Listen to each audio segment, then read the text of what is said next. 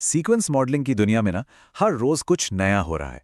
Transformers और mamba जैसे models ने हमें दिखाया है कि क्या कुछ मुमकिन है। लेकिन एक चुनौती अब भी वैसी की वैसी ही है, लंबी जानकारी को याद रखने की चुनौती। तो आज हम एक नए आर्किटेक्चर सेसा पर गौर करेंगे, जो इस प्रॉब्लम से निपटने का एक बिल्कुल नया और सच कहूं तो काफी दिलचस्प तरीका पेश करता है। तो आज की हमारी चर्चा कुछ इस तरह आगे बढ़ेगी। सबसे पहले हम समझेंगे कि ये लंबी मेमोरी की समस्या आखिर है क्या। फिर हम देखेंगे कि मॉडल्स के अंदर जानकारी एक हॉप में चलती है या कई हॉप्स में। इसके बाद हम सेंसा को करीब से जानेंगे, उसके पार लॉ एडवांटेज को समझेंगे और आखिर में बात करेंगे कि इंफॉर्मेशन राउटिंग का भविष्य कैसा हो सकता है। चलिए सीधे मुद्दे पर आते हैं। आज के जो सबसे बेहतरीन सीक्वेंस मॉडल्स हैं, उनके सामने एक बहुत बुनियादी चुनौती है। जब उन्हें बहुत लंबी जानकारी प्रोसेस करनी होती है, सोचिए एक पूरी किताब या घंटों की बातचीत, तो वो पुरानी बातों को याद कैसे रखें? देखिए, ये स्लाइड दो बड़े आर्किटेक्चर की कमजोरियों को बिल्कुल साफ साफ दिखाती है। एक तरफ है हमारे ट्रांसफॉर्मर्स। अब होता क्या है कि जब कॉन्टेक्स्ट बहुत लंबा हो जाता है तो उनका अटेंशन कई जगहों पर बढ़ जाता है। इसे कहते हैं डाइल्यूशन। इसे ऐसे समझिए जैसे पानी में स्याही की एक बूंद फैलते फैलते वो लगभग गायब ही हो जाती है। ठीक वैसे ही बहुत पुरानी जानकारी का असर लगभग खत्म हो जाता है। दूसरी तरफ है स्टेट स्पेस मॉडल्स यानी एसएसएम्स, जैसे कि मांबा। ये जानकारी को एक चेन में आगे बढ़ाते हैं, लेकिन हर कदम पर थोड़ी थोड़ी जानकारी खोती जाती है और ये गिरावट इतनी तेज होती है कि इसे एक्सपोनेंशियल फॉरगेटिंग कहते हैं। तो मतलब दोनों ही मॉडल्स लंबी मेमोरी के साथ स्ट्रगल करते हैं, बस उनके फेल होने का तरीका अलग अलग है।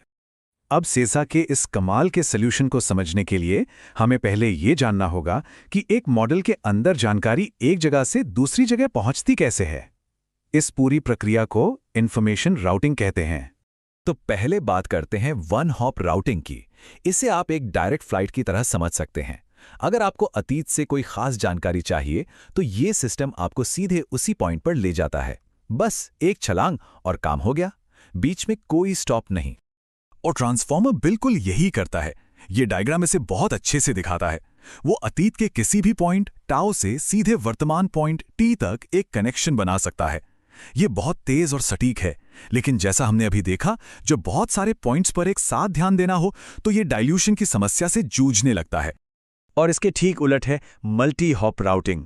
ये एक लोकल ट्रेन की तरह है जो अपनी मंजिल तक पहुंचने के लिए रास्ते में कई स्टेशनों पर रुकती है। जानकारी एक कदम से दूसरे कदम तक पहुंचती है और हर कदम पर उसमें कुछ नया जुड़ सकता है या वो थोड़ी बदल सकती है। मांबा जैसे मॉडल इसी मल्टी हॉप राउटिंग का इस्तेमाल करते हैं।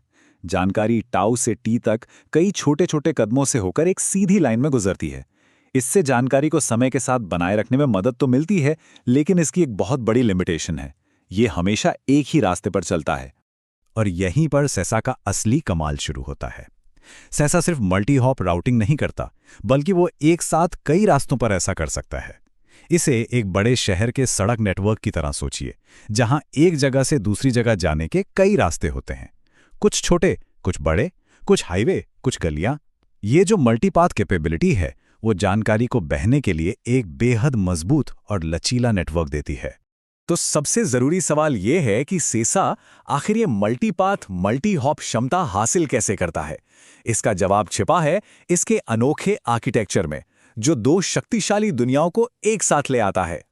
देखिए, आर्किटेक्चर के लिहाज से सबसे बड़ा सवाल यही है, क्या अटेंशन की शक्ति, मतलब किसी भी जानकारी को सीधे चुनने की काबिलियत को एक फीडबैक लूप की लगातार याद रखने की क्षमता के साथ मिलाया जा सकता है?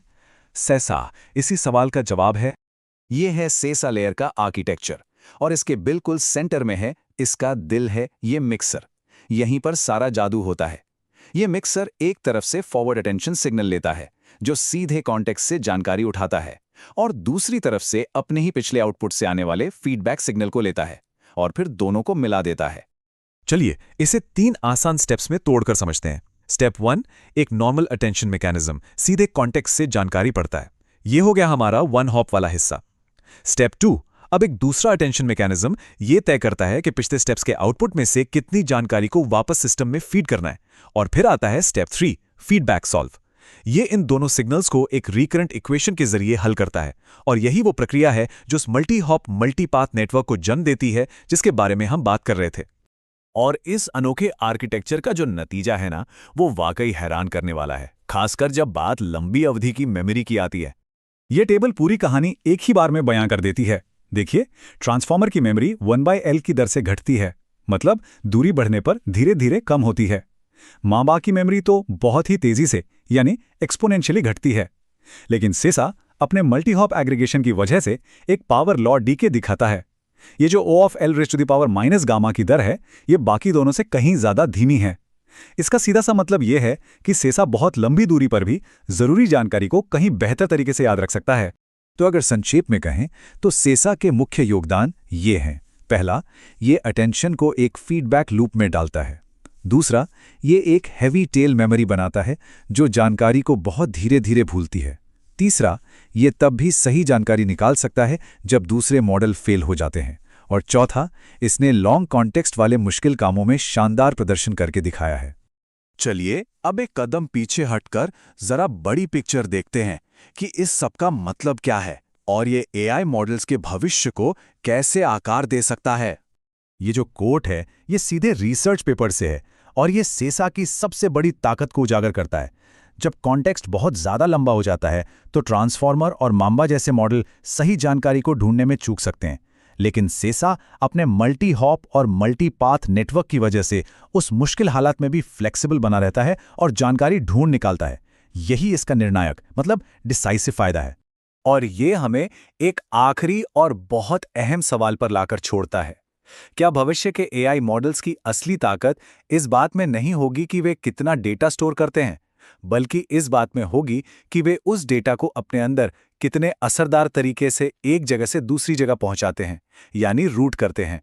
शायद जानकारी की ये यात्रा ही असली मंजिल है।